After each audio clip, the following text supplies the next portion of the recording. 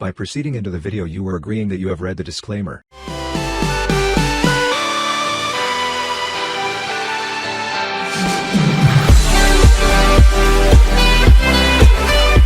Hello and welcome students. आज हम लोग पढ़ने वाले हैं क्लास 6 हिंदी का चैप्टर नंबर 12 संसार पुस्तक है। तो इस पूरे पाठ को हम लोग सारांश के अंदर देखने वाले हैं। तो कहानी शुरू होती है इंदिरा जी से। इंदिरा जी हमारी प्राइम मिनिस्टर रह चुकी हैं। तो जब वो 10 वर्ष की थी, जब मतलब वो 10 साल की थी, तब वो मसूरी में रह रही थी। तब उनके पिता जवाहरलाल नेहरू, जो कि हमारे प्राइम मिनिस्टर रह चुके हैं, उन्होंने उन्हें पत्र लिखा। मतलब वो उन्हें पत्र लिखकर भेजते हैं और पत्र के माध्यम से ही उनसे बहुत तरीके की बातें करा करते थे। जैसे कि उन्हें देश और दुनिया की जानकारी भी वो पत्र के माध्यम से ही दिया करते थे। अपने पत्र में वो लिखते हैं कि हमारे भारत या इंग्लैंड इस पूरी दुनिया का बस एक छोटा सा हिस्सा है। अगर तुम दुनिया के बारे में जानना चाहती हो तो तुम्हें सब देशों का और उन सभी जातियों का ध्यान रखना पड़ेगा जो इसमें बसे हुए हैं। तो वो ये बताना चाहते हैं जवाहरलाल नेहरू जी इंदिरा जी को कि ये जो दुनिया है ना, इसका इंग्लैंड और भारत एक छोटा सा हिस्सा है। मतलब पूरी दुनिया नहीं है भारत या इंग्लैंड, और ये दुनिया तो बहुत बड़ी है। अलग अलग लोग हैं, अलग अलग जातियां हैं। तो तुम्हें इन सब चीज़ों के बारे में जानने के लिए बहुत सारी नॉलेज चाहिए होगी। और वो आगे बताते हैं कि हमारे लाखों करोड़ों वर्ष पुरानी धरती पर बहुत दिनों तक कोई आदमी ना था। मतलब समझे आप कि हमारी जो धरती है वो लाखों करोड़ों वर्ष पुरानी है और इस पे कोई भी इंसान नहीं रहता था। पहले यहाँ बस जानवर थे हमारी धरती के ऊपर। उससे भी पहले यहाँ धरती इतनी गर्म थी कि इस पर जानदार चीज रह ही नहीं सकती थी। मतलब जिस भी चीज़ के अंदर जान है, लाइफ है, वो इस पर जिंदा नहीं रह सकती थी, क्योंकि ये इतनी गर्म थी हमारी धरती। ऐसे समय के बारे में पता लगाना, जब धरती पर कुछ भी नहीं था, बेहद मुश्किल कार्य है। मतलब वो टाइम जब धरती के ऊपर कुछ भी नहीं था, उस टाइम के बारे में पता लगाना बहुत मुश्किल है। विज्ञान जानने वाले जो लोग हैं, जिनको हम लोग वैज्ञानिक कहते हैं, इस विषय पर बहुत सोच पढ़ाई कर रहे हैं और लिख भी रहे हैं इन सब चीज़ों के ऊपर। उनकी लिखी किताबें और पहाड़ों और जानवरों की पुरानी हड्डियों को ध्यान से देखकर हम इस बात की सच्चाई का पता लगा सकते हैं।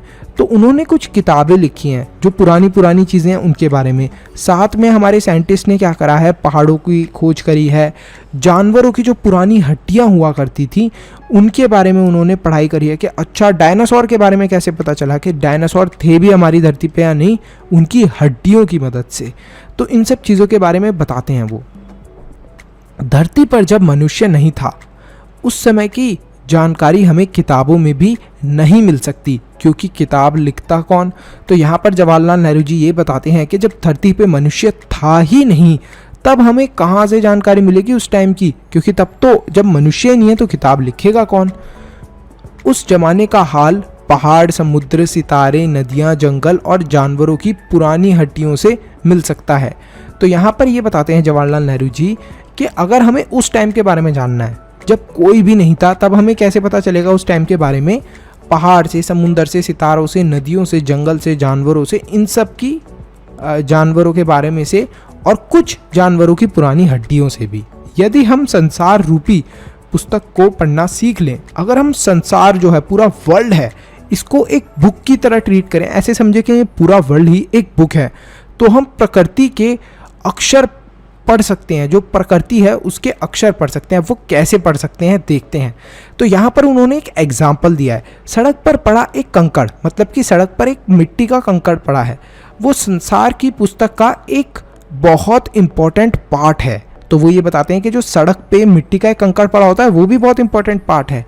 ये जो चमकीला गोल कंकड़ है, ये स्वयं हमें अपनी कहानी बता सकता है। और अगर तुम इस चमकीले गोल कंकड़ से उसकी कहानी पूछोगे तो वो पता है क्या क्या कहेगा, कि वो इतना चिकना कैसे हो गया, आखिर ये कंकड़ इतना चिकना हुआ कैसे। कुछ समय पहले वो एक चट्टान, एक खुरदुरी चट्टान का हिस्सा था, और फिर वो नुकीली चट्टान भी थी। साथ ही में कहीं पहाड़ों के किनारे पड़ा हुआ था। मतलब क्या, कहीं किनार के, कहीं जो पहाड़ होता है ना, पहाड़ के किसी किनारे के पास वो पड़ा हुआ था। बारिश के पानी से बहकर वो छोटी घाटी तक गया। वहाँ एक पहाड़ी नाले ने क्या करा, उसे ढकेल कर छोटे से दरिया में पहुँचा दिया। यहाँ से वो बड़े दरिया में पहुँचा। इस बीच लुढ़कते लुढ़कते, सोचो तुम भी इतने लुढ़कते जाओ, एक जगह से दूसरी जगह, दूसरी जगह से दूसरी जगह, इतना तुम भी लुढ़कोगे तो क्या होगा, उस पत्थर के सारे जो भी किनारे थे, मतलब ये जो पत्थर इतना नुकीला, खुरदुरा और शार्प हुआ करता था, वो सब उसके किनारे घिस चुके थे, क्योंकि इतना ज़्यादा उसे पानी के अंदर वो लुढ़का था, हवा से लुढ़का, तो वो पूरा ही घिस चुका था और वो चिकना और चमकदार हो गया। किसी वजह से दरिया उसे उसी रूप में छोड़ दिया दरिया ने, मतलब कि अब वो आगे और ज़्यादा ब्रेकडाउन नहीं हुआ। अगर क्या होता कि अगर वो आगे भी जाता, तो यदि वो आगे जाता तो घिस कर रेत के कणों में बदल जाता। जो आप रेत देखते हो ना, जिसको हम लोग बोलते हैं सैंड, वो सैंड के अंदर चेंज हो जाता और समुंदर के किनारे पहुंच जाता।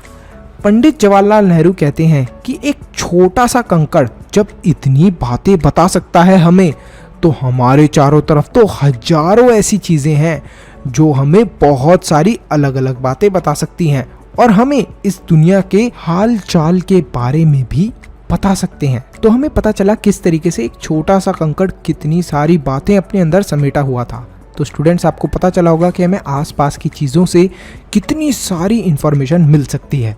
तो यहीं पर हमारा ये चैप्टर ख़त्म होता है।